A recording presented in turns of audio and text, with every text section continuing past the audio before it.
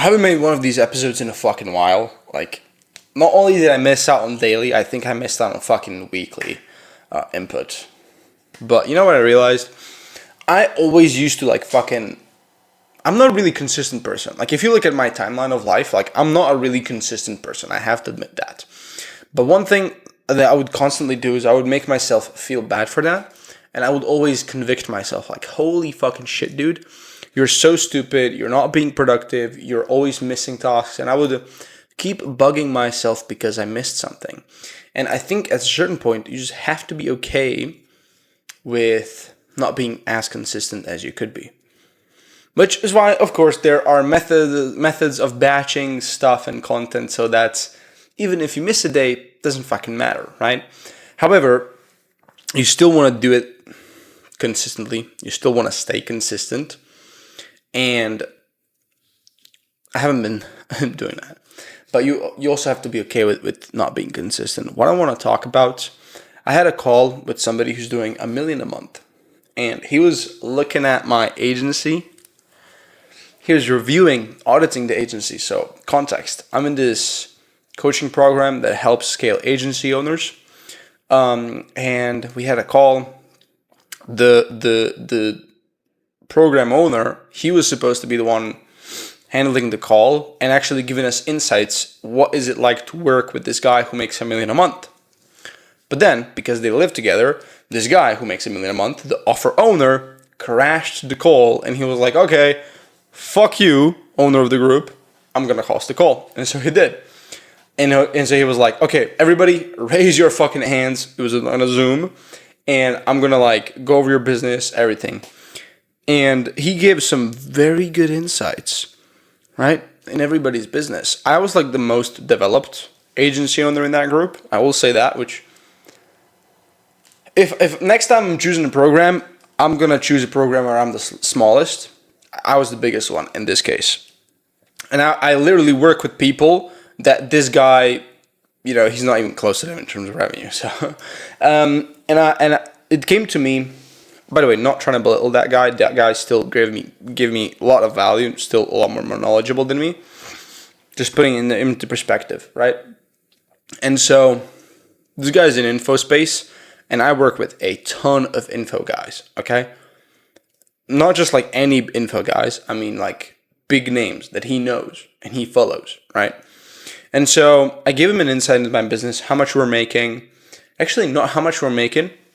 What we do.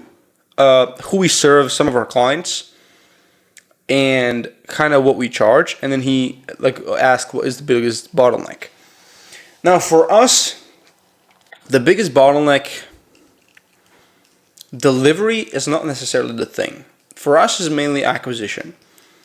I'll give you a great example. We have so many people in the DMs that if we converted, like we could easily add another $60K to our business, monthly recurring revenue. That's the problem. We're not converting them. They're just sitting there. Like, no matter how many times we follow up, no matter, like, they were referred from our biggest client, no matter how much they respect the person that they were referred from, no matter how much social proof we give them, they're just slow, right? That's our biggest problem. And so I told him, like, and delivery, yes, there are some issues within the delivery itself, but if I fix the acquisition problem, I make more money, I can pay more to fix the delivery problem. So the delivery problem isn't the regular problem. It's a byproduct of the acquisition problem. So I'm like, we have a problem of acquisition. And what we were doing at this time specifically, which was like a fucking week ago, what we were doing is pretty much doing mass outreach. I have not a setter, but he sends openers, however you want to call that. He sends openers to one of our clients. Like we have a client, and a bunch of people follow him. His name is Jeremy Haynes. A bunch of people follow him, so we go into his followers, and we just like reach out to those followers with a certain opener, and when they reply, we immediately pitch them. It's literally they reply, we pitch them. That's it. There's no like fluff. That's going decent so far. Like we're getting some replies to it. We definitely need to lock in on tracking. Like the system we use for tracking is faulty, so we need to change that. But in general, that's what we use. So it's like 100 messages a day. And then in terms of another form of outreach, which is the second one, we essentially send free scripts to people. So again, yeah, it's like value upfront kind of thing, but it's like the value that we give is very automated and it's not really personalized because I'm not the one handpicking the leads. It's like somebody else is delivering me the leads. So the leads we pick, they're not really like, I'm not really sure if we're gonna close them. I'm just like reaching out to them because I'm reaching out to them because it's a task on my to-do list, right? That's that type of thing. We have an AI system that actually makes the scripts. So it takes me like 5 minutes per each person, 3 scripts, send it out, that's it. And then we have constant follow-ups with them. Now, I don't think that works as good as it should be. And I want to be very clear when I say this. The outreach method that has gotten us the best clients isn't the one we're using right now. In fact, this outreach method that we're using right now, it only brought us like 1 client. And I've been doing it for like months. So it's safe to say that it doesn't really work. And I should probably pivot. And what I was doing before is exactly what this guy who makes $1 million a month suggested me to do. He was like, okay, you have all these case studies. You're really good from what you told me. How about instead of doing this mass outreach, how about you only do high quality outreach? So you don't do a lot of outreach. You reach out to maybe 10 people in a month. But the people you do reach out to, they're handpicked. So you don't have another person finding the leads. You pick them and you're like, okay, if number one, I have a high probability of closing this person. If we actually reach out with a lot of value, there's this connection that we can do. There's that connection we can do that can introduce us. High probability of them actually seeing the message, all that kind of stuff. And if we do close them, they're a really good client to work with. They're not gonna be fucking problem for them to pay us, all that kind of stuff. And how about you just reach out with them doing free lead magnet? The best thing you can do for them, right? And that was actually what we were doing before. And this is how we landed our big clients that I always talk about, is I would personally handpick the leads, not somebody else. And I would have a team of editors who I would clip up videos for those people. And the editors would actually edit those videos. And then we reach out to them using specific strategies. And that is how we landed those people. So I handpick the leads. We reach out to them with tons of value and high quality work.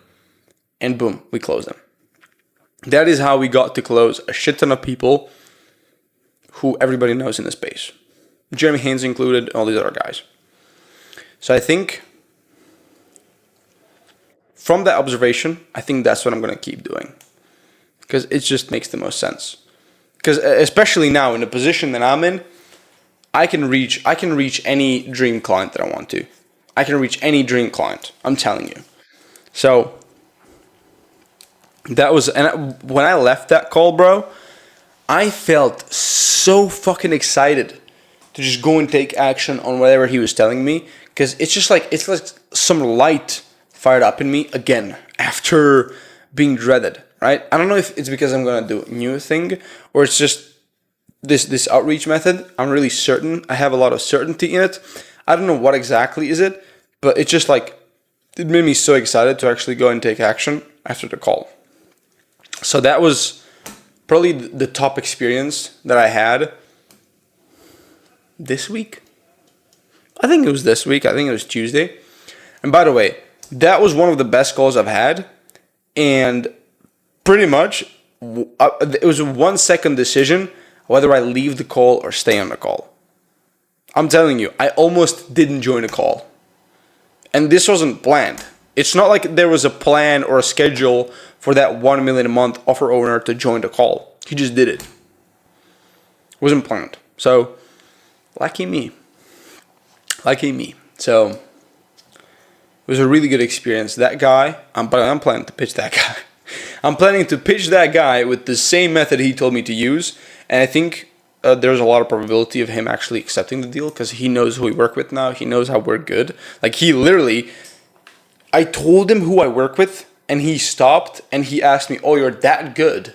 I said, yeah, and he stopped and thought. So that was, bro, I clipped that shit up. It was a really badass moment. But anyway, that's all I wanted to share. That's all I wanted to share. I have so much work to catch up on. I don't want to spend too much time here, but that's all I wanted to share. That was such a profound, very important lesson for me. Thank you for watching this video, and I'll genuinely see you tomorrow. Okay, tomorrow I'm filming, like, there's no fucking excuses. Not being a bitch anymore, not skipping anything, so see you tomorrow.